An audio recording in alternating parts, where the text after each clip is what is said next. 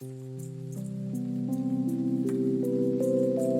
Everyone, welcome to the channel Mystic Tarot. ये monthly reading है और एक एक्वेरियस सन मून और असेंडेंट लोगों के लिए हम देखेंगे कि जून के महीने में क्या सिचुएशन है। पुराने अंदाज में रीडिंग जो है वो मैं कंडक्ट कर रही हूँ, जिसमें करियर भी देखा जाएगा, रिलेशनशिप भी देखा जाएगा। एडवाइस के कार्ड्स मेरे पास मौजूद हैं रिलेशनशिप के लिए भी और करियर के लिए भी। स्टार्ट करते हैं हम विद द रिलेशनशिप। अच्छा, वैसे तो यूजुअली ये होता है कि टैरो से स्टार्ट लेके और फिर आप एडवाइस पे जाते हो, लेकिन यहाँ पे मैं रिवर्स करना चाहूँगी और एडवाइस का कार्ड जो है वो फसाड का कार्ड है। इससे ये पता चल रहा है, और कार्ड्स यहाँ पे भी यही ये शो कर रहे हैं, ठीक है। 2 ऑफ सोर्ड्स, 5 ऑफ सोर्ड्स और यहाँ पे फिर 7 ऑफ कप्स मौजूद है, और साथ में जो चैलेंजिंग पोजीशन पे कार्ड है वो भी सोर्ड्स का ही कार्ड है, 4 ऑफ सोर्ड्स। तो पता ये चल रहा है कि एक्वेरियस जो हैं वो काफ़ी अरसे से जैसे उन्होंने अपने आप को एक कैमोफ्लाज किया हुआ है, या ये कह लें कि अपने ऊपर एक मास्क चढ़ाया हुआ है जो कि असल में वो नहीं है। और जिनके साथ भी आपकी डीलिंग्स हैं, जो जिस टाइप का भी आपका रिलेशनशिप है, कभी आपने उनसे बात नहीं की, उन्होंने आपको मैसेज किया, आपने उनका जवाब नहीं दिया। कभी आपने अपने आप को बहुत ही ज़्यादा सेल्फिश पोर्ट्रे करने की कोशिश की, और फ़ायदा उठाने वाला शख्स या ख़ातून इस तरह का अपने आप को बनाने की और शो करने की कोशिश की, या ये कि आप ये अभी आप कोशिश करते रहे कि दूसरे पर्सन को ये लगे कि आप इंतहाई एक फ़जूल इंसान हैं और उन्हें आपसे कोई तवक्को नहीं रखनी चाहिए। लेकिन अब जबकि जून स्टार्ट हो रहा है तो आपको ये फसाद जो है, ये मास्क जो है, ये मखोटा जो है, ये अपने ऊपर से उतारने की ज़रूरत है। अपने जो सोलर प्लेक्स है उसको आपको ओपन करने की ज़रूरत है। जब भी आपका सोलर प्लेक्स जो है वो, यानी जो पेट के अंदर जो चक्रा होता है, वो जब भी ब्लॉक होता है तो एक इनसिक्योरिटी और अपने आप को छुपाने की जो फीलिंग होती है वो इंसान के अंदर बहुत ज़्यादा गहरी हो जाती है। उसको अपनी पर्सनैलिटी के हवाले से इनसिक्योरिटी हो सकती है, उसको अपनी रिलेशनशिप्स के हवाले से इनसिक्योरिटी हो सकती है, ओवरऑल किसी भी मामले में करियर के हवाले से हो सकती है, कोई भी मामला हो सकता है जो कि आपको इनसिक्योर कर रहा है और आप अपने आप को कवर कर रहे हैं, अपने आप को छुपा रहे हैं। लेकिन टैरो आपको ये बता रहा है 4 ऑफ सोर्ड्स के साथ कि नाउ इज़ द टाइम कि आप जो आपने खामोशी की चादर अपने ऊपर चढ़ाई हुई है, आप उसमें से बाहर आ जाएं। और आपने एक, आपका ये भी बिहेवियर हो सकता है कि रहा हो कि आप एक बहुत बड़े फ्लर्ट हैं और रिलायबल पर्सन नहीं है। सो अब टाइम आ गया है कि ये सब चीज़ें, ये सब फ्रॉड्स, ये सब झूठ जो आपने अपने ऊपर चढ़ाए हुए हैं, ठीक है, ये ख़त्म करें। जो कन्फ्यूजन आपके जहन के अंदर है किसी ख़ास शख्स के हवाले से या अपने ज़ात के हवाले से, उसको भी अब आपको ख़त्म करने की ज़रूरत है। अगर आपको ये लगता है कि आपकी पर्सनैलिटी इस काबिल नहीं है और आपको, आपके अंदर कमज़ोरियाँ हैं और उन कमज़ोरियों की वजह से, उन वीकनेसेस की वजह से आप अपने आप को छुपा रहे हैं, तो अब इससे भी बाहर आने की ज़रूरत है। यहाँ पे आपकी अपनी पर्सनालिटी के लिए क्वीन ऑफ वॉन्ड्स का कार्ड है। क्वीन ऑफ वॉन्ड्स जो है वो बड़ी अट्रैक्टिव पर्सनालिटी होती है, चाहे वो मेल हो चाहे वो फीमेल हो। तो चाहे आप एयर साइन हैं, लेकिन इस टाइम के ऊपर आपको ये बताया जा रहा है कि आपकी पर्सनालिटी क्वीन ऑफ वॉन्ड्स जैसी है, जिनको देख के लोग इंस्पिरेशन लेते हैं, जो कि अट्रैक्टिव होते हैं, जो कि क्रिएटिव होते हैं, और आपको यकीनन एक मैसेज इनिशिएट करना है जो कि नज़र ये आ रहा है कि अगर ये सारी सूरत हाल जैसे मैं बता रही हूँ, अगर आप इसको फॉलो करते हैं तो नज़र ये आ रहा है कि एंड ऑफ द मंथ तक जाते जाते आप कोई ना कोई मैसेज जो है वो इनिशिएट कर रहे हैं किसी को, जो कि कोई पैशनेट मैसेज हो सकता है, जो कि रिलेशनशिप का स्टार्टिंग पॉइंट हो सकता है।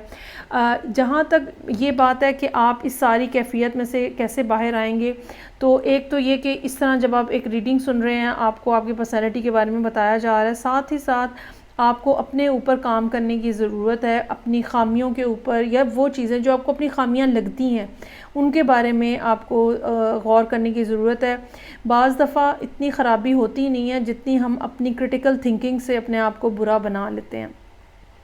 और ये भी हो सकता है कि आपकी ज़िंदगी में कुछ इस किस्म के मसाइल हों, काम के हवाले से, जॉब के हवाले से, फैमिली के हवाले से, जिसकी वजह से भी आप अपने आप को इनसिक्योर फ़ील करते हों, तो वो भी अब रिज़ॉल्व होते हुए नज़र आ रहे हैं। यहाँ पे स्टार का कार्ड मौजूद है, जो कि एक तो एक्वेरियस का अपना कार्ड है, साथ ही साथ ये एक होप का कार्ड है, एक हेल्थ का कार्ड है, एक अच्छी लाइफ का कार्ड है, लॉन्ग टर्म अच्छे फ्यूचर का कार्ड है।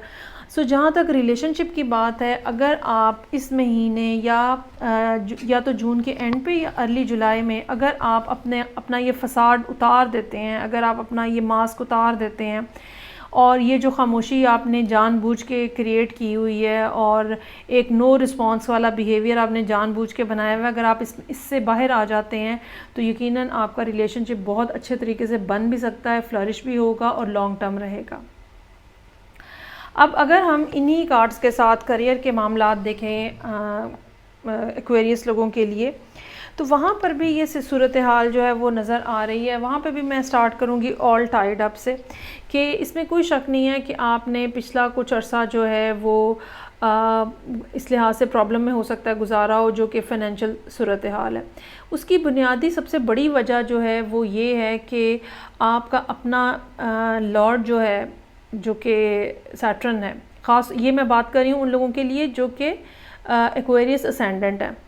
तो एक्वेरियस असेंडेंट्स का जो लॉर्ड है जो कि सैटर्न है, वो पिछले 2.5 साल से आपके 12वें घर में है, जिसकी वजह से आपकी अपनी ज़ात को बहुत ज़्यादा नुकसान पहुंच रहा हो सकता है। ये मेंटल स्ट्रेस से लेके फ़िज़िकल स्ट्रेस से लेके फ़ाइनेंशियल स्ट्रेस तक हर तरह से हो सकता है कि काम कर रहा हो। साथ ही साथ तकरीबन 6 महीने पहले तक जुपिटर जो था वो भी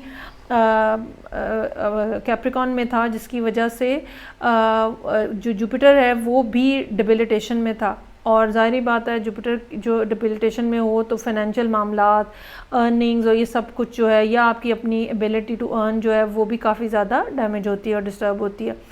ख़ास तौर पे अगर आप एक्वेरियस असेंडेंट हैं तो जुपिटर की ख़राबी जो है वो आपके कॉन्शियस माइंड को, आपकी अनएक्सपेक्टेड इनकम को, आपकी हॉबीज़ को, आपकी इंजॉयमेंट को, सबको उसने डिस्टर्ब किया होगा। लेकिन अब जो है वो सूरत हाल में तब्दीली आ गई है, क्योंकि जुपिटर की पोजीशन जो है वो बेहतर हो गई है। थोड़े से टाइम पीरियड के लिए सैटर्न भी एक्वेरियस में एंटर हुआ है, जो कि वो तकरीबन 1-1.5 महीने के अंदर वापस चला जाएगा कैप्रिकॉन में। लेकिन 2022 का इख्तिताम जो है वो यकीनन जिन लोगों को फ़ायदा दे रहा है, जिन साइंस को फ़ायदा दे रहा है, उसमें टॉप ऑफ द लिस्ट में एक्वेरियस भी शामिल है, क्योंकि फिर परमानेंटली अगले 36 सालों के लिए, 36 ईयर्स के लिए सैटर्न जो है वो वहाँ से इस पोजीशन से निकल आएगा। सो यहाँ पे ऑल टाइड अप का कार्ड है। आप यकीनन अपने आप को बहुत बंधा हुआ महसूस कर रहे होंगे और चीज़ें आपको लग रहा होगा पैसे आते कम हैं, ख़र्चा ज़्यादा हो जाता है, या ये कि जॉब अच्छी नहीं मिल रही है, या जॉब मिलती है तो आपका वहाँ दिल नहीं लग रहा है, आपका काम ज़्यादा आपको करना पड़ रहा है, रिटर्न कम है। इस तरह के बहुत सारे मसाइल जो हैं वो हो सकता है कि पिछले कुछ अरसे से आप देख रहे हों, लोगों की वहाँ पे कोऑपरेशन नहीं है। लेकिन बहरहाल अब जो है वो इस सूरत हाल के अंदर भी तब्दीली आ रही है, और ख़ास तौर पे जून का एंड जो है वो काफ़ी सिचुएशन के अंदर जो है वो बेहतरी लेकर आएगा।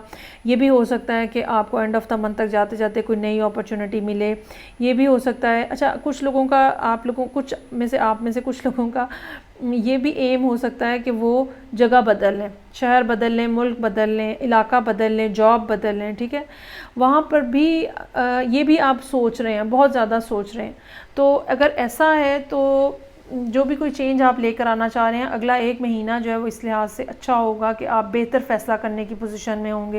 लेकिन उसके लिए ज़रूरी है कि अब वो जो सोच विचार किए जा रहे हैं, प्लानिंग किए जा रहे हैं, अब उस चीज़ को ख़त्म करें और उठ के कोई ना कोई एक्शन लें। अगर आप उन लोगों में से हैं जो जॉब कर रहे हैं और कारोबार करना चाहते हैं लेकिन कर जॉब रहे हैं, तो आपके लिए भी ये अच्छा टाइम है कि आप जो है वो बिज़नेस में अपने आप को इन्वॉल्व करें। कुछ ना कुछ, बहुत बड़े लेवल पे ना सही, लेकिन कुछ ना कुछ उसका स्टार्टअप करें जो भी आपकी फ़ाइनेंशियल सिचुएशन है उसके मुताबिक, ताकि आपको अंदाज़ा हो सके कि कारोबार करने में आप कैसे हैं। क्योंकि यहाँ पे क्वीन ऑफ वॉन्ड्स जो है वो अकेले काम करने, क्रिएटिव वर्क और सोल जो ओनरशिप के साथ चीज़ें करने वाली होती हैं, उसके अंदर जो है वो क्वीन ऑफ वॉन्ड्स जो है वो बहुत अच्छा रोल प्ले करती है। तो ये थी रीडिंग जो कि एक्वेरियस लोगों के लिए थी। आई होप आपको अच्छी लगी होगी। फीडबैक का मुझे इंतज़ार रहेगा। मैं आपसे नेक्स्ट रीडिंग के साथ फिर मिलूँगी। अपना बहुत ज़्यादा ख्याल रखिएगा। खुदा हाफिज़।